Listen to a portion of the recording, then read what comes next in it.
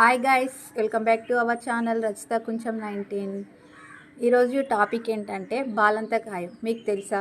తెలియని వాళ్ళ కోసం ఈ వీడియో అయితే, తెలిస్తే కామెంట్ చేయండి. తెలియని వాళ్ళ కోసం ఈ వీడియో అయితే చేస్తున్నాను. అది ఎలా వేసుకోవాలి, ఏంటి, దానివల్ల ఉపయోగాలు ఏంటో మీకు చెప్పాలనుకుంటున్నాను.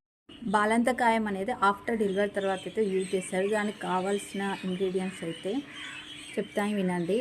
సొంటి మిరియాలు, వాము మిరియాలు, కరక్కాయ, దుంప రాష్ట్రము, వాము లవంగాలు, జాజికాయ, జాపత్రి, ఇంకా ఇలాచి, పిప్పండ్లు, మూడి, తనికాయ, వాము, ఇంకా తాలిపత్రి, అతి మధురము, ఇంకా తోక మిరియాలు. ఇవన్నీ అయితే నేను పేపర్లో రాసుకున్నాను. ఇవన్నీ గుర్తుపెట్టుకోవడం మన వల్ల కాదు కదా, అందుకని చెప్పేసి పేపర్లో రాసుకొని మీకైతే చెప్తున్నాను.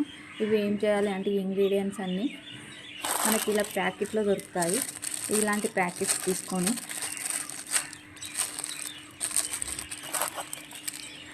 షాప్ వెళ్ళి అడిగితే ఇస్తారు. ఇవి బాలంతకాయము అంటే ఎలాంటి ఇంగ్రీడియంట్స్ యూజ్ చేయాలో వాళ్ళు ఇస్తారు.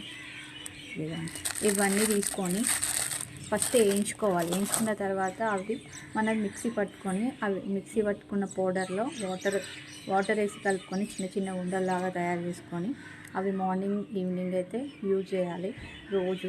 అవి అయిపోయేంత వరకు.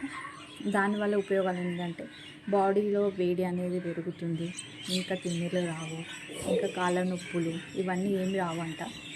మీరు అందరికీ డౌట్ కూడా ఉంటుంది, డెలివరీ అయిన తర్వాత ఎన్ని డేస్కి వేసుకోవాలి అని. ఇది డెలివరీ అయిన తర్వాత 1 month తర్వాత అయితే వేసుకోవాలి.